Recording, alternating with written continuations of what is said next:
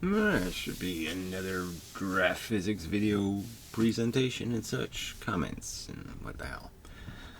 So Louisiana says, your review of Spaceman had me rolling. Yes, so, somebody had to watch all the way to the end of the last video to really get the punchline. It was kind of funny.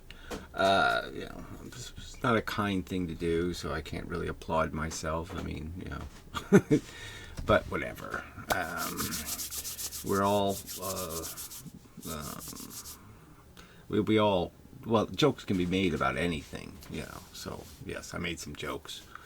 But anyway, so back to the Stigmatrix guy. Who knows what that means? Icon of a little, I don't know, what is that?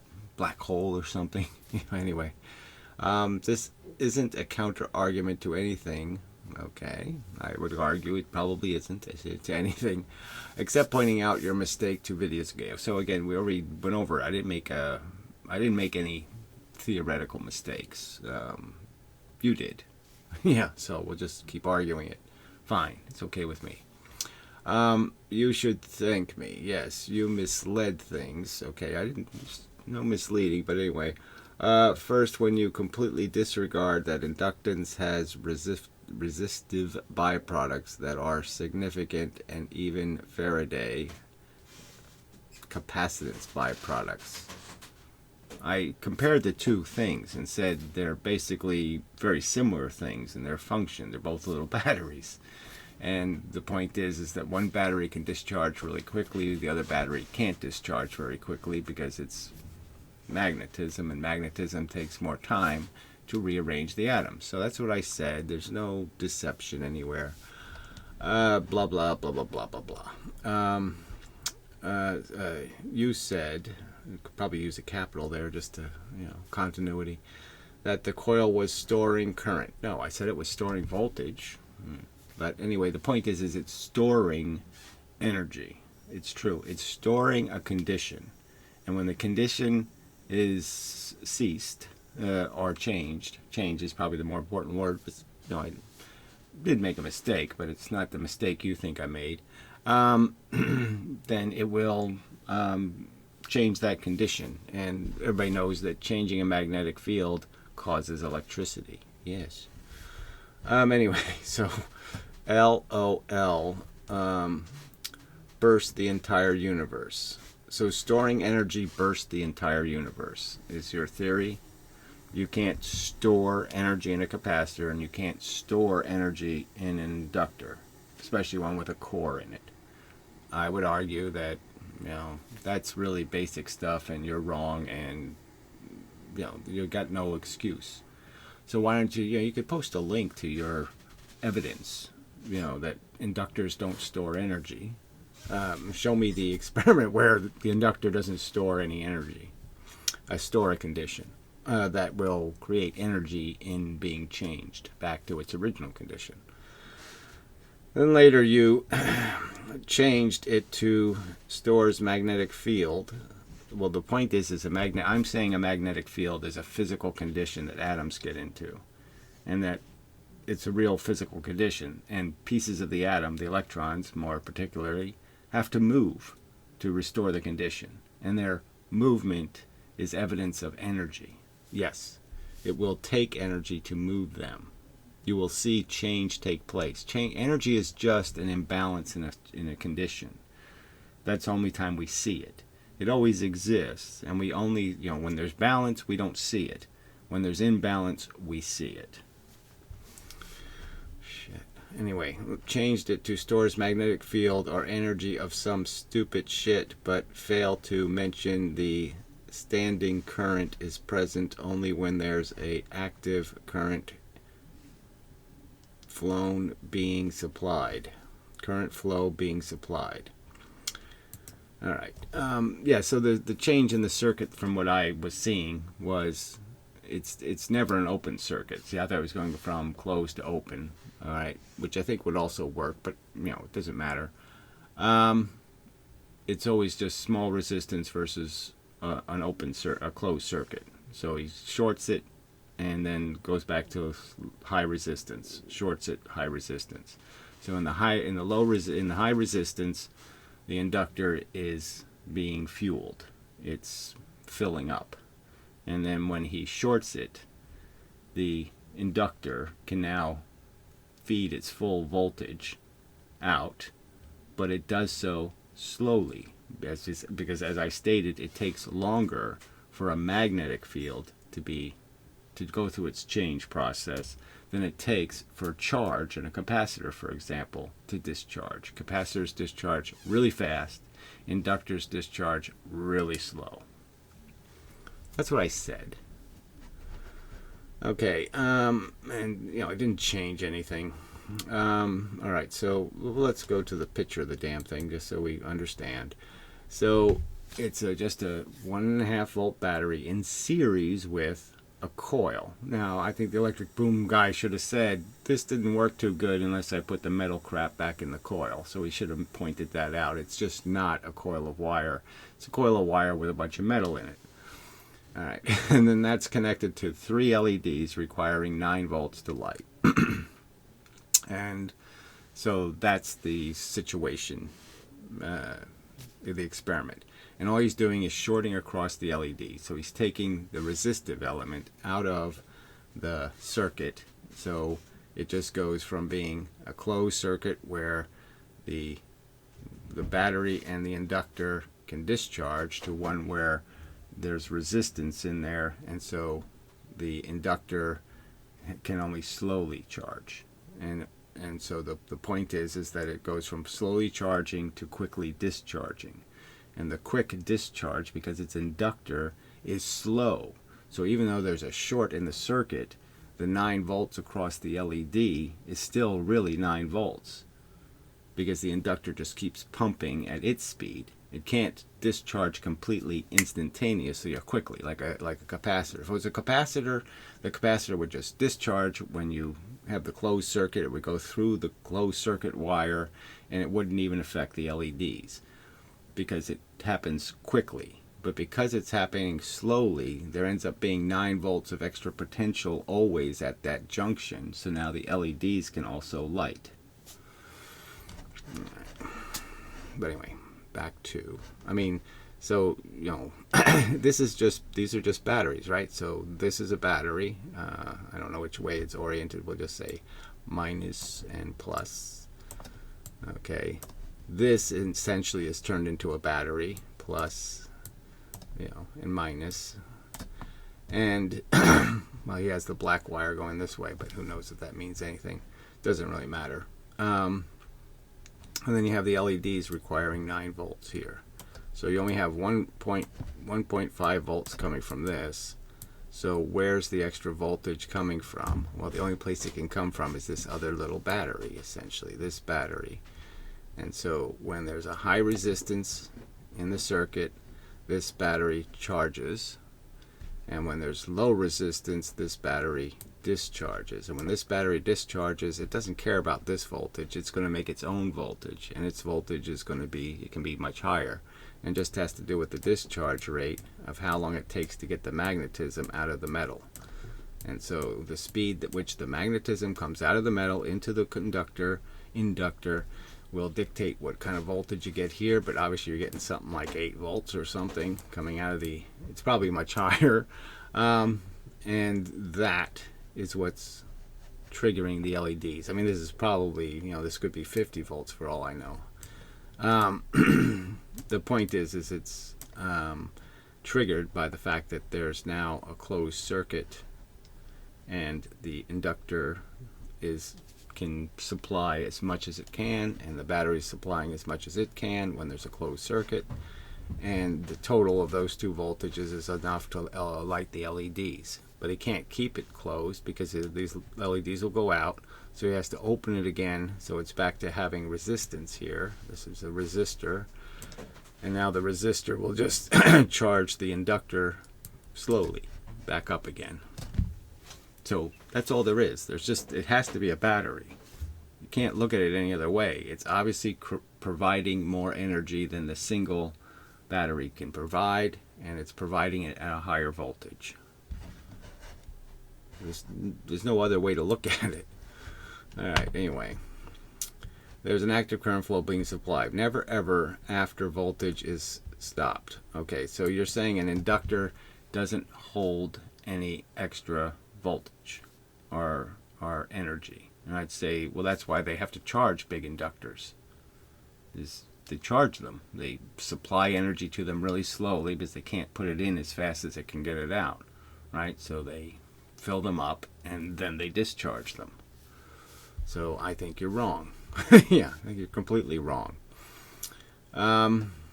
That's what I meant by your theory and explanation is shaky at best. Well, you can say anything you want. I mean, I think there's, you can go back to Professor Lewin videos. I mean, I think he has a video where it takes actually a half an hour for him to charge the inductor, to create a spark. So this, you have to charge the inductor and then create the spark. So what do you think charging the inductor is doing besides storing energy? What do you think? It's just storing some notion of a higher voltage? It's clearly, it's not converting 1.5 volts into something. It's obviously storing extra energy and becoming a battery itself. All right. Let's see. Never ever after the voltage is stopped. So I'm just saying wrong. That's what I meant by your theory and explanation is shaky at best. Well, I think you're obnoxious just to say you have facts or something that demonstrate otherwise, because I don't think you have any facts that demonstrate otherwise. Because when the current stops, the magnetic field collapses. So when the current stops, he never stops the current. So that's the part in the experiment where I was a little deceptive, wrong, where I just didn't realize he was, when he did the shorting, I thought he was just connecting and disconnecting the battery. So I didn't think it was, so it goes from being a circuit that has high resistance in it to one that has no resistance in it. There's never an open circuit. I mean, obviously you can't charge the inductor if the inductor doesn't have any way to get to ground. It can't know that, oh, I'm supposed to fill up with a bunch of voltage. Well, you can't pull it fast enough anyway. You can't, I guess the point would be is the wire will go to 1.5 volts positive, but it won't do so by drawing any current or any significant amount of current. And without drawing the current, you can't induce the magnetism in the metal. Okay. All right. Back to this again. Okay, that's what I meant by your theory and explanation is shaky at best. So it's even that terminology, shaky in what form? I'm just saying it's quite obvious. You can't light the LEDs unless you have more potential available. So it has to be more voltage. And I'd argue that it just stands to reason you're also going to need more current. But anyway, so what's shaky about it? Clearly the inductor is providing the extra. Okay. And it's clearly not a permanent condition. You can't just leave it shorted and it keeps working. Okay? It won't keep working. Because when the current stops, the magnetic field collapses. So again, it's this whole idea of what a magnetic field is. So you think there's such a thing as a magnetic field. I'm saying there's no such thing as a magnetic field. There's charges. And when charges are affecting some atoms, they change the atoms. They move them. They compress them. They change them. And atoms change back. That's their tendency, to change back, okay? Because they had a condition that was balanced. You've imbalanced their condition, and it takes time for them to restore the balance. And as they're restoring the balance, that's essentially a magnetic field that's in the process of being declined. So creating a magnetic field takes time. Collapsing a magnetic field takes time, if you want to use the words magnetic field. But the point is that the magnetic field really, we're talking about the flux. You're talking about the flux. Somehow the flux is the thing. I'm talking about the actual physical condition of the material that's creating the complementary magnetic field, the one that you're inducing, the one that's being created by the thing that has been induced to be magnetic. The thing that has been induced to be magnetic doesn't just turn on and off, on and off. It takes it time for its condition to change. So you always have a residual condition. Alright, because when the current stops, the magnetic field collapses. Okay, so it doesn't collapse, and that's when you get into the whole histogram bullshit, you know, where you get into this situation where you stop something, but the peak hasn't even peaked yet. And so it's not even close to being stopped, and so you get those weird histograms, you know, where you're putting in 0, you're getting out the most, and then when you're putting the most in, you're getting the least out. You know, the things are inverted because you're creating fields when they're in the process of collapsing or that kind of thing. So as soon as you get out of resonance with the field collapsing and declining, so he has to blink it at a certain rate. If he blinks it too fast, it won't happen, because there won't be any energy stored. Okay. All right. That's what I meant by your third. Okay. Because when the current stops, the magnetic field collapses, and it's from the action, that action, a voltage is generated. Okay, so that's exactly what I said, frankly. The magnetic field collapses, and it's from that action a voltage is generated. So that's essentially what I'm saying. You slowly feed the magnetic field, slowly magnetize the metal inside the coil by having the high resistance in there. Then, when you close the circuit, now you're going to drain out of that stored energy, that stored magnetic condition. You're going to weaken that. You're going to degrade that, okay, by pulling voltage out of the circuit.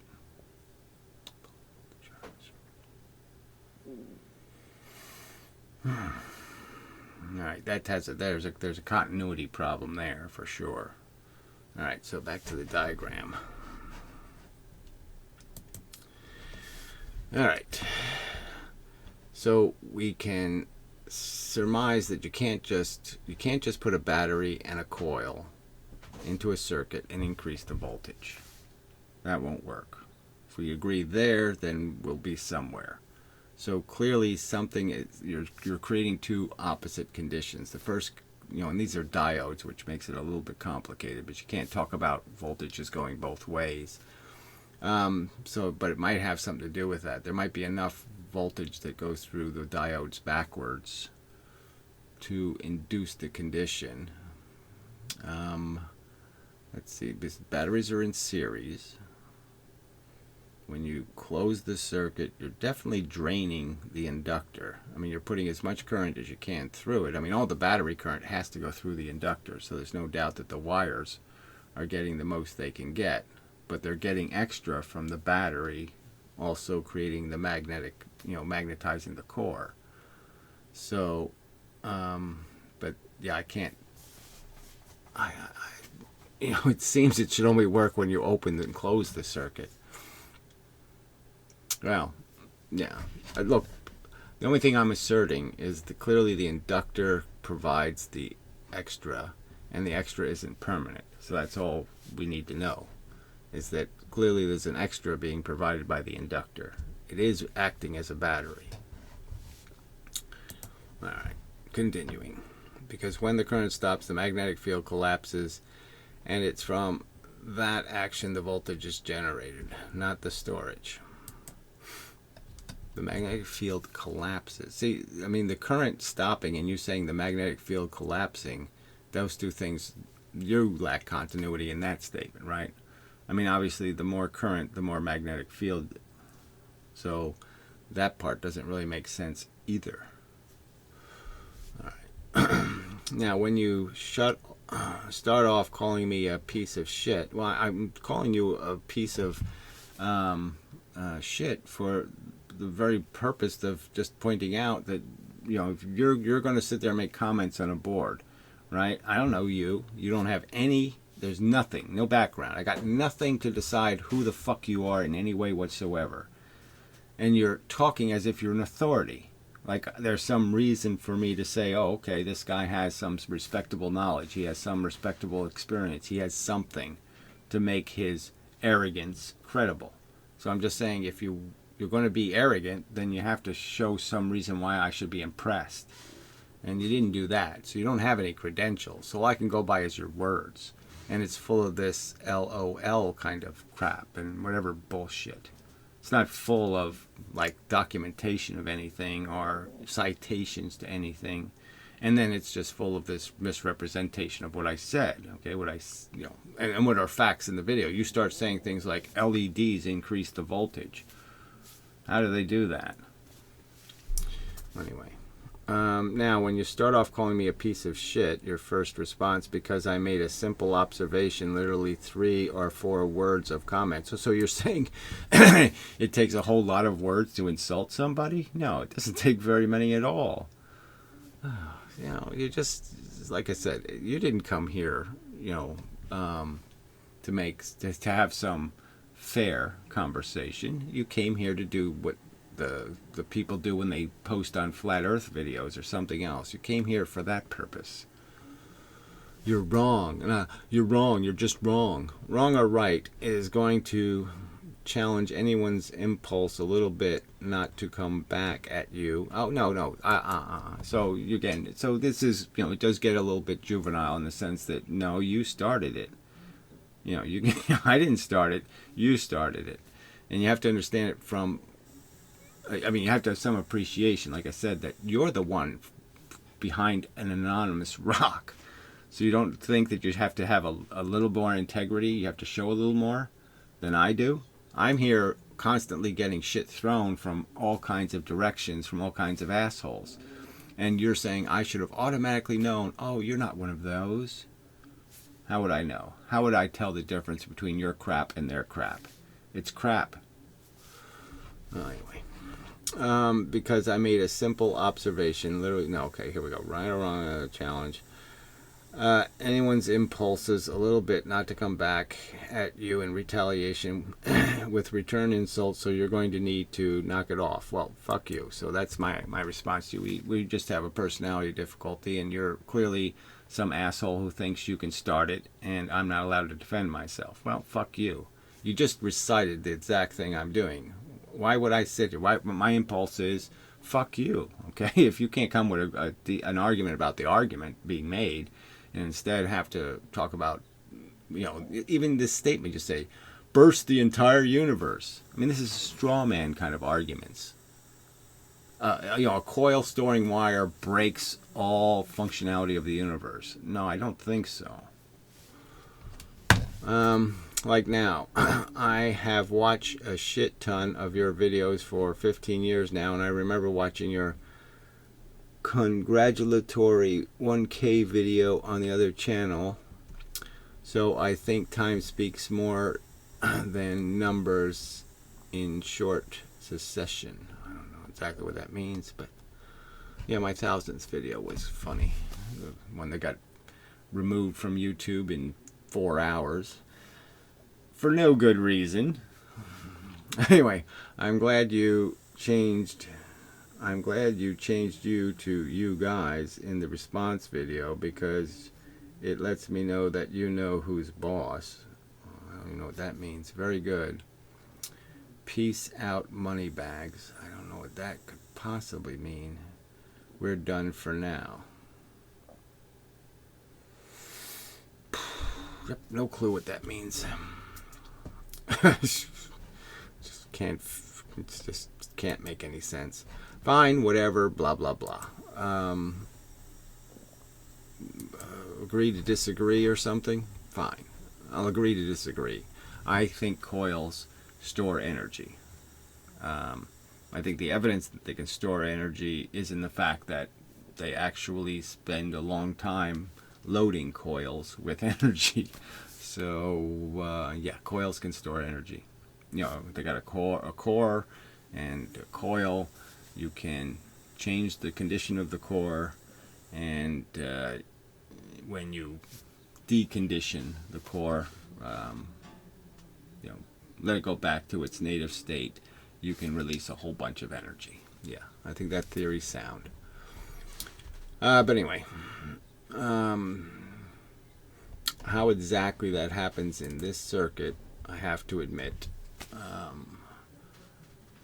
it's loading at 1.5 volts. That's the key thing, right? So when the LEDs are in the way, they're creating a resistance.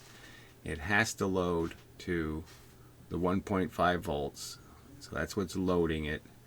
And then when you discharge, when you short it, which is essentially discharging it, giving it a place to go, it can produce the 9 volts. And it obviously takes enough time for it to produce it. It has enough, there's enough lag in how long it takes to discharge that it can complementarily light the LEDs, because the he's not, I don't think how directly you short it would matter. He's clearly increasing the potential across the LEDs, clearly. So yes, it has to be discharging something. So it can't be charging while the LEDs are lighting, right? Can it? So that's the charging cycle of the inductor. Yeah, that might make more sense. So that's where I made my mistake. All right, so when he's shorting it, the inductor is charging. Let's see, how's it still getting the extra voltage? Well, it's charging only 1/2 of both batteries. That's the key, right? So it's still a battery in itself, and it charges to a higher voltage than the voltage of the 1.5 volt cell. So it's charging to a higher voltage. So when he shorts the circuit, the inductor charges. It's still wouldn't explain. Well, yeah, it's charging to a higher potential. And then that higher potential means the LEDs will also be able to be a pathway to provide more energy for charging. Okay, so it's pulling current from the battery. The current is being converted into an electrical potential across the inductor. The inductor is increasing the electrical potential. The voltage it can go to, because it's not restricted like the battery is. So it charges to a much higher voltage, and the higher voltage is seen in the LEDs now can see a higher voltage across the potential. And then it slowly discharges. When he disconnects it, then it slowly discharges back into the battery through the high resistance of the LEDs. But it's discharging at a much lower voltage. Right. So it discharges.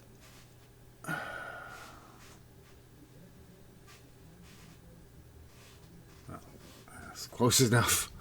Yeah, we'll stick with that one. It's funny. Look, again, all I was asserting was it's a battery, and the condition is the storage of the energy is in the creation of the magnetism of the metal inside the core. That's what's really the facilitator, is the fact that inside the core the energy exists, but the amount of energy in just air isn't much. It hasn't created much of a field change. So when you put the density of the metal in to be magnetized, more stuff to be magnetized, it's changing that. The field changes stuff that's magnetizable. All the magnets line up with the field inside the coil. And that's when you... So the thing that facilitates it is the coil of wire that's creating a reflective tunnel. So that was the basic argument in the video, right? I mean, taking all this other crap out, I mean, the point being made was that the coil of wire really isn't a coil with a bunch of air gaps. The coil of wire is really an opening, okay, with a wall, okay, so it's like a cylinder. All right, and I don't know if that's a very good way to draw a cylinder, so I won't do it that way. Yeah, let's not do it that way. I can't see that that's a cylinder. Cross section this way, okay. And then do it this way. Oops, this way, okay. Well, anyway, it's a cylinder. And inside the cylinder, the energy is bouncing back and forth, back and forth, back, and reflecting.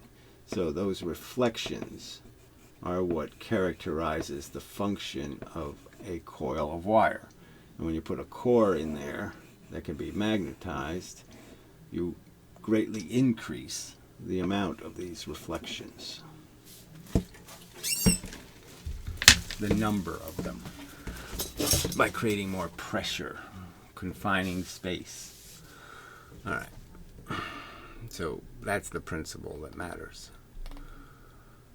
What is this crap? I have no idea. Particle theory doesn't explain. Oh, yeah, we already did that crap. Alright, so I think we're done again. Oh, here we have a little bit on some other subject. Alright, memory seems to be... I really shouldn't do these other subjects. Memory seems to be an important part of consciousness. It's not... I mean, frankly, memory is useful if an organism is going to be able to do some sort of processing of the memories. That is, they're going to have some sort of utility in creating a reaction. So the memories have to be, stored as meaning something, like having information value. So you can have memories of your experience with a tree, right? And you walked into the tree and it hurt because it hit you right. It's hard, and banging into trees wasn't any fun. So that memory has some value. Next time you see a tree, the memory has some value in pointing out that trees are dangerous. So you can have the first impulse can be, some kind of bad feeling you get, apprehension. You go all, cooties inside because there's something wrong with trees. Because your memories have summed up trees as being not safe. Because one time you walked into one and it hurt. And then the further processing is, well, wait, we have lots of memories of trees being just fine as long as you walk around them. And so then our brain says, oh yeah, just walk around the tree and I'm fine. So that's a really simple run, spot, run kind of an example, but that's the utility of memory. Consciousness is more complicated in terms of the whole point of being capable of storing information is to learn as you go. All right, not to be pre-programmed. So you could argue like a wildebeest doesn't do this worrying about crap, in the sense of when it's born it has to be able to run in an hour. It has to be able to get around. It has to be able to function like a wildebeest pretty quickly, or it's dead. Right? There's no way to protect it. So it has to gain a huge amount of functionality really quickly. So it all has to be pre-programmed. It can't be any of this learning crap or comparing experience crap. There has to be reflexes already built in that make arms and legs work the right way and hit the ground the right way and do all that crap. They can't spend time saying, oh yeah, I have to put one foot in front of the other before I can walk. I can't put both feet out at the same time. That kind of, just simple stuff. Where we as humans aren't programmed ahead of time, and so our consciousnesses are for different purposes, different things. I would say the only part that's significant about this consciousness thing isn't so much how we think, it's the fact that we are doing the reward and punishment thing.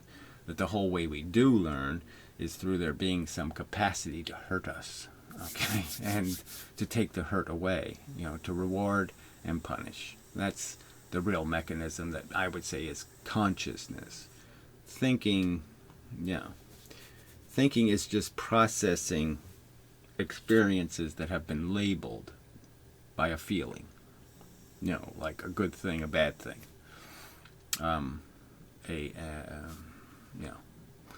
Intuitionally, by collective experience. They have no memories. Okay, so let's see. They have no memories. Babies aren't conscious. Well, I would agree that there'd be no point for a baby to be conscious because it's so disabled, all right, that there's no point in reward and punishment anymore, right? It just doesn't make any sense. The baby can't do anything. Why punish it or why reward it? Because it's not doing anything. So there's no reason to reward and punishment because nothing it's doing is coherent or purposeful.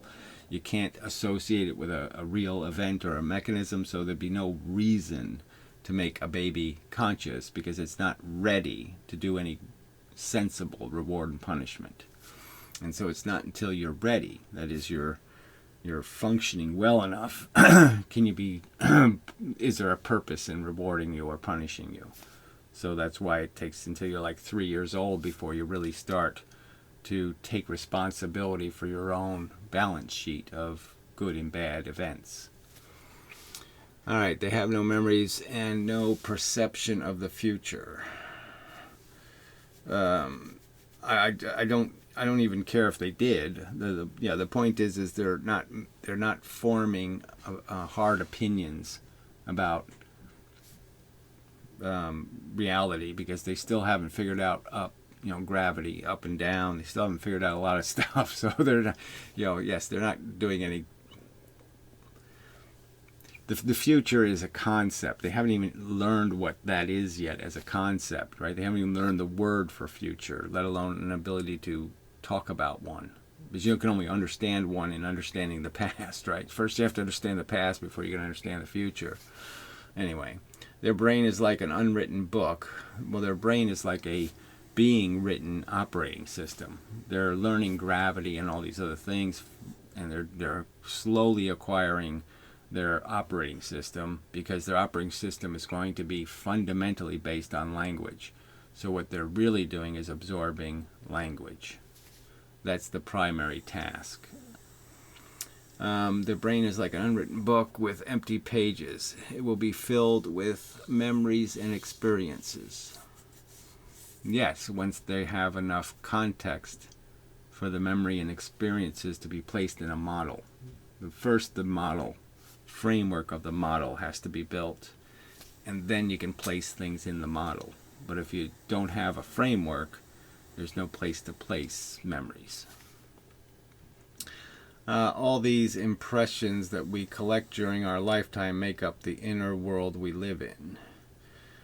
Well, clearly we see everything through our experience. So, I don't know about everything, right? I mean, we share some common reflexes, knee reflexes, hot and cold, certain things. You could say that some of our reflexes are mechanical. Some of our feelings are very mechanical, and we might have the same kind of feeling, as we're experiencing something. But clearly all the associated kind of stuff, the stuff that is dependent on context, like tree. Like if you never banged into a tree, you would have tree in some category of, I don't know, friendly obscuring device or something, some kind of thing. It'd be a different reaction you're going to have when you look at one. And then if you represent tree as meaning something like the tree of life and the tree of this and you can have all these other metaphors tied to it, and so then you have it tied to a bunch of dark philosophy, where you might recognize that the tree might have the liability of being used as a metaphor, and because it was used as a metaphor for something, you can never use it anywhere else. Something like Casper the Friendly Ghost could screw up your whole perception of what a ghost is, because it doesn't fit with all the other ghost images. Some sort of thing like that. It imbalances dramatically some kind of context you might have through some philosophical connection, where one is a cartoon and the others are some sort of spirituality crap or some kind of real ghost,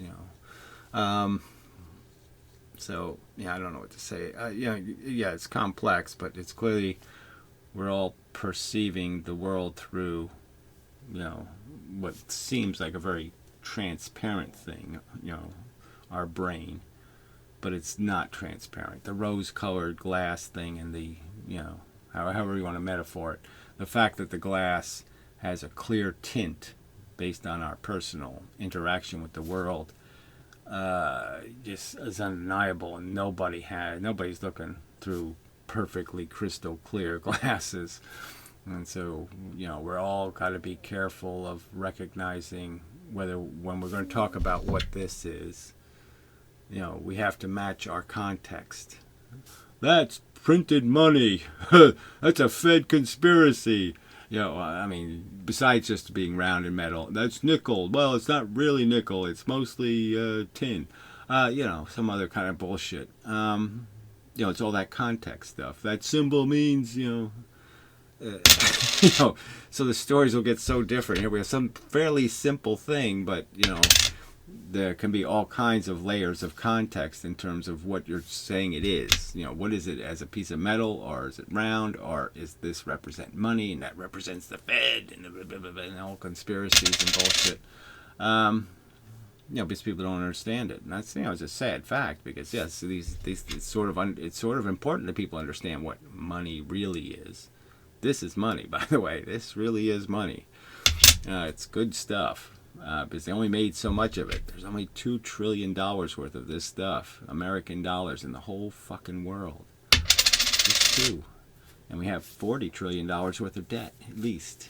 Maybe even more as a government. Maybe even more than $40 trillion worth of liabilities.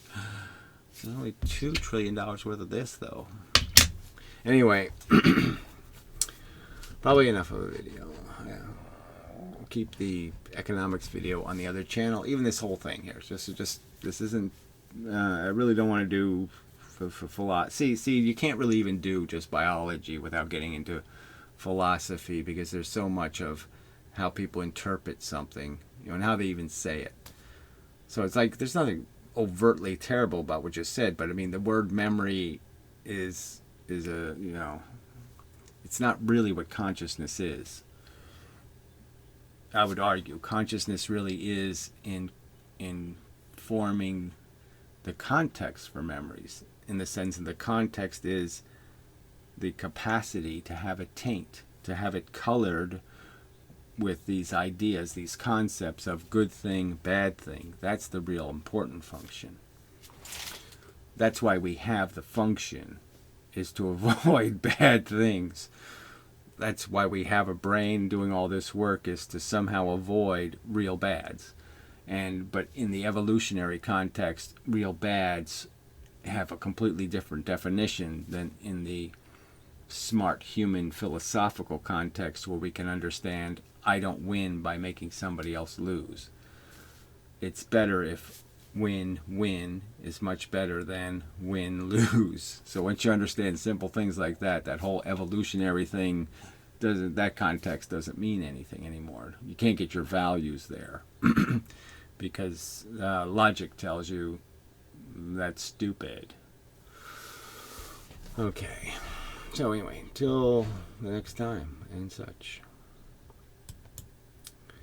And so forth and whatnot.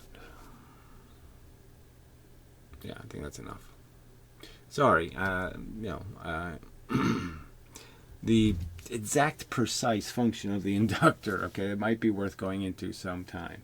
But the notion that it stores energy by changing physical structure, and that physical structure has to change back, and that will create what we call an imbalance while it does that. See, you can change a system, right? I mean, I can change this from this to this, right? And those are two different states. But once I leave it this way, then everything will balance to this. Everything else will balance to it. If I keep this way, I really hold it hard and steady and keep this is this, then everything else balances to it in the universe. It's just a fact. Everything else will balance to this. And if I change it to this and I leave it this way, then everything else will balance to that. And what we're really talking about is when things are transitioning. That's energy. So when you charge an inductor, change it, okay, you make it one condition. And then when you stop maintaining that condition, it's unlike the real universe, because you've got it in an isolated place. You're not holding it in that condition.